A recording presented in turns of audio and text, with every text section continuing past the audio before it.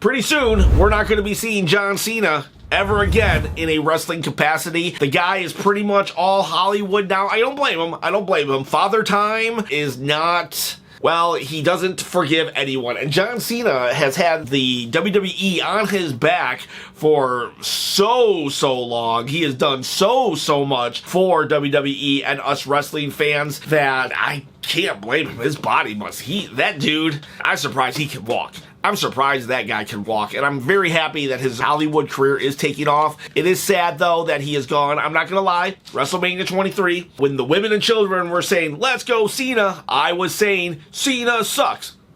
Guilty. However, over the years, he has won me over. He really has won me over, and, good guy Cena, of course, rapper Cena was always awesome, but good guy Cena did win me over, and I'm going to officially miss him when he's gone forever. Salute you, John Cena. But, who's going to retire the guy? Because he did say he has one run left in him, hopefully, if Hollywood allows it, and I think he'll figure out a way to make it happen. So somebody has to beat him, because the time-honored tradition is for a wrestler to leave the industry on the mat, shoulders down, 1, 2, 3. Everybody's done it. Even The Undertaker for Brock Lesnar, WrestleMania 30. I believe that was the wrong choice. Granted, it did put Brock back on the right track, becoming the monster that he did become, and to this day, a win over Brock Lesnar is a big deal, but I feel like they could have got that aura of Brock Lesnar back without having to beat The Undertaker.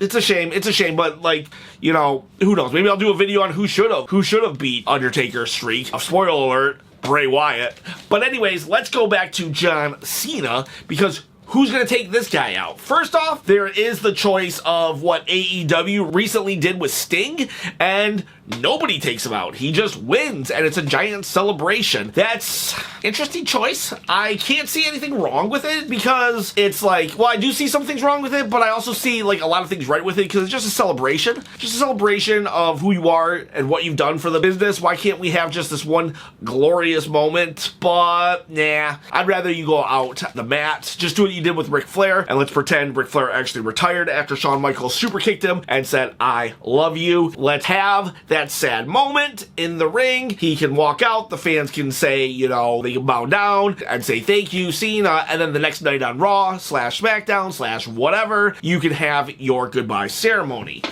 Anyways, so I fall under the category of John Cena should be beat. Who should do it? There's a couple criteria, only a couple. The person who does it needs to be ready for a mega push. You can't just beat him and then not have that wrestler on the card for the next pay-per-view. No, this wrestler needs to be present. Now, I guess Brock Lesnar wasn't present, but you had Paul Heyman say, we beat Undertaker, and he crammed that down everybody's throat for a good couple months. But I do feel like this wrestler needs to be present, so you don't want it to be some part-timer, and I just feel it would be better, because then they could just shove it down the fans' throat that I beat John Cena. And then the next criteria is you need to be a certain level on the card. Okay, you need to be a certain level of the card. Dominic Mysterio, while he gets the most boos, he would not be somebody that I feel should beat John Cena. Because he's mid card. I think you need to be upper mid card to main event.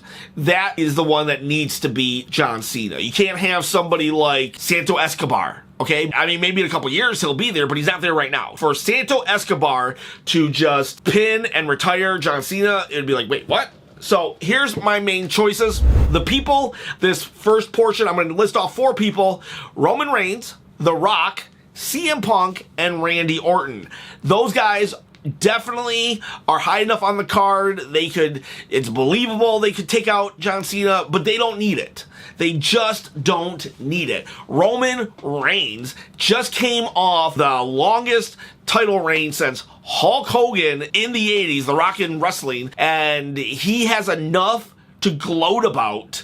He has enough on his resume. He doesn't need the John Cena victory, the retirement. The Rock, again, The Rock, and they already have their twice in a lifetime. We don't need thrice in a lifetime. It'd be great microphone work, and it would be cool because they're both Hollywood actors now, but again, The Rock doesn't need it. He just flat out doesn't need it. And he's doing phenomenal work right now, elevating Cody Rhodes and other talent like Seth Rollins.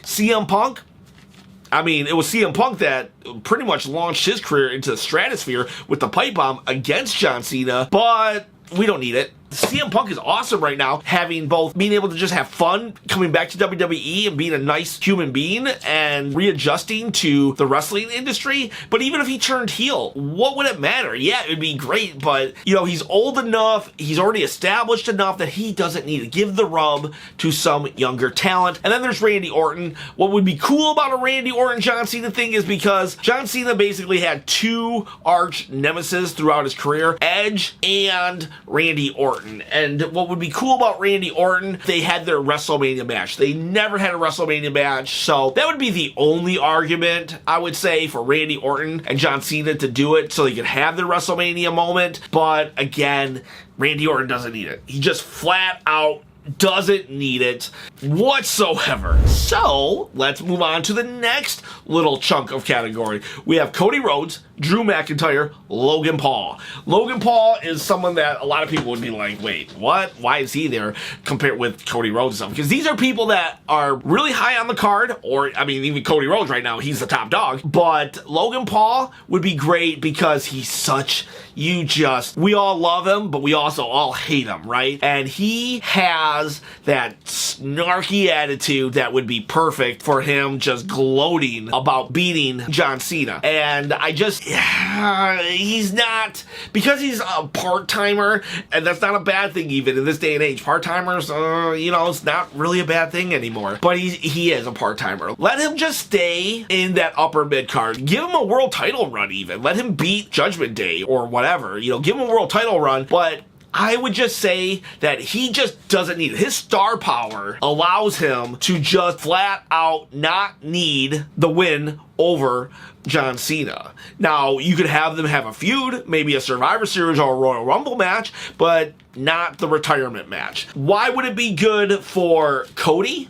Because basically this could be the passing of the torch. It could be what Hogan Warrior was supposed to be, where John Cena's like, okay, I am done. Cody Rhodes, you are the man now. And it could be a total feud based on respect. So we wouldn't have that Rock Cena dynamic a couple of years back. No, it would be all just like, I respect you, but I'm gonna beat you. And would be cool because it would fully cement Cody Rhodes as not just the top face of the company, because that's what he is already, but it would get him to that mega level, right? That level that you can't just like fully, it's hard to describe because, like, you know, Shawn Michaels was a face, right? And the top baby face, but did he hit the mega level of John Cena? Bret Hart, top babyface, best wrestler of all time, arguably. Not bad on the mic even, but did he reach that Hulk Hogan status of mainstream, right? And beating John Cena like this could put Cody in that mainstream. And then there's Drew McIntyre. I could see Drew McIntyre,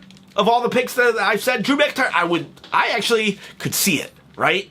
That would be a really good choice because Drew McIntyre, he's already like the top heel, one of the top heels, but you would make him a monster heel to the level of what Roman is now. If he's the guy that beats it, because he has good mic skills and he could totally just shove it down our throats and just let him, if he were the one, he's big enough, he's tough enough, he's got the mic skills, and seriously, give Drew McIntyre this win, he becomes a Roman Reigns. You know, somebody who's already established and then gets to the next level.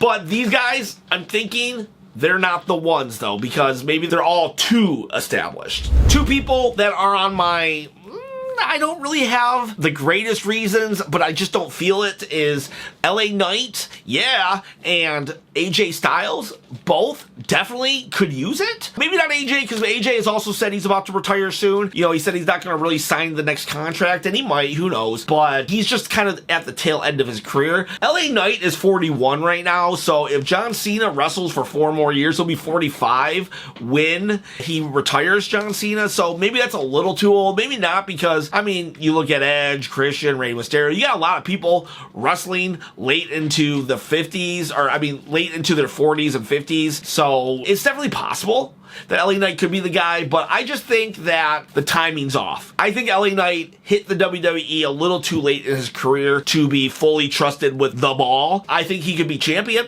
He could definitely be champion still, and I think he's great, and I really do hope that he can get to that level where I would be like, yeah, you know what? He should be the one. He should be the one that beats John Cena, but I just don't feel it right now, and I can't, it's hard to describe, but I just don't feel it with neither AJ or LA, though great candidates, but just not the guys. The ones who I think are perfect choices, absolute perfect choices with a little here and there reasons why not to. These guys are going to be Solo Sikoa, Braun Breaker, Austin Theory, and Gunther.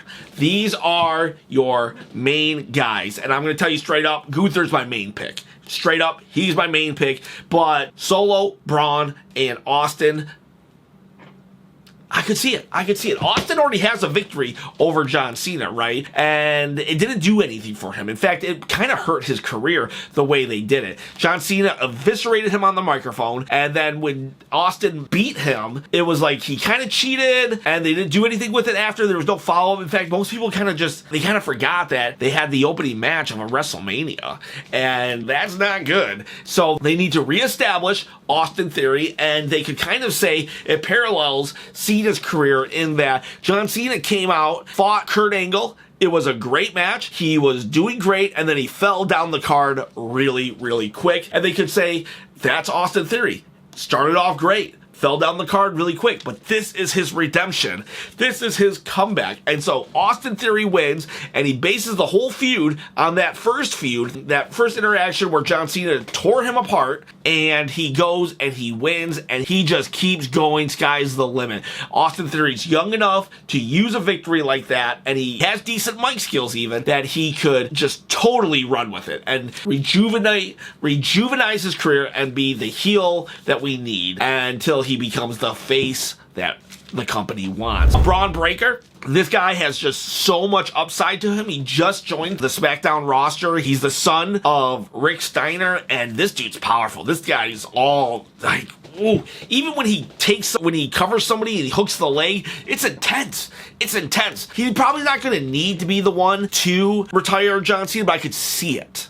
I could see it. It would help his career. It would elevate him. But of these new stars that I mentioned, I feel he's the least likely one because I just don't see how their paths cross.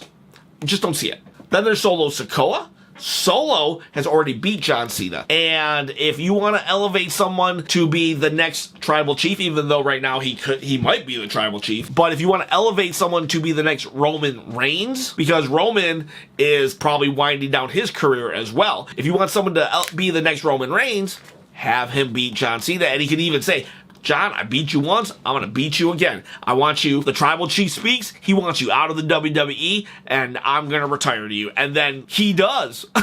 He just does. And Solo Sikoa is the one guy that John Cena could never beat. And I do think that John Cena, he respects the business so much that he could walk away knowing that he just totally made the next tribal chief. Solo Sikoa is a good choice. He's still, I don't know, he feels a little too, he's not a face, but he seems to have a baby face, doesn't he? Doesn't he just look like he's not as mean as he's supposed to be? And I want to see that bloodthirstiness from him before he becomes the guy that retires John Cena. And my final pick of the guy who can do it, Now, there's also people, there's some good people. You know, there's MJF. Before I talk about Gunther, what about MJF? What if MJF did it? He's not with AEW, but, I mean, if they don't sign the contract or something happens, he could jump ship. MJF would be a good choice, kind of like Austin Theory. He has the mouth, the snarkiness, the jerkiness of saying, I retired John Cena. That would be a good choice. MJF would be a good choice. And there's some people in NXT and everything, but right now I'm just going, I think Gunther. Gunther's the man. Gunther is the one to do it. Longest title reign in history. John Cena is very patriotic. USA. And Gunther, even though they don't play up the Austrian, German, World War II type of stereotype that they could be playing up, you get that vibe still. You really do get that vibe. Without saying it, it's said. And it would be just a really good heel straight up heel versus face, USA versus the evil foreigner, and that would be amazing for Gunther to win and get that. But now that I say it out loud, would they really want the unspoken World War II villain to win? I don't see that happening. Not in the retirement match. Maybe they have a SummerSlam match. Maybe they have a SummerSlam match and Gunther wins on SummerSlam and then John Cena eventually gets his win back. But yeah, oh man, Gunther would be the perfect choice though. Talk about monster heel. It would be like him or Drew McIntyre. Those are my two guys that I want to retire John Cena, because Gunther is upper mid card, but he's not main event yet. Drew McIntyre is definitely main event, but Gunther's just waiting to step into the main event. He's there. Yeah, longest man in the Royal Rumble, the longest IC title reign. Let him beat John Cena. And then you've got yourself a monster heel. You've got someone who could go on and beat Cody Rhodes. You got a title reign that might rival Roman's. You know, just dominant villain. And he'll be the villain that people do want to boo. Right? Because there was a part of us that wanted to cheer the Tribal Chief. I mean, I even acknowledge the Tribal Chief, just like I hope you're going to acknowledge my subscribe button. But I acknowledge the Tribal Chief.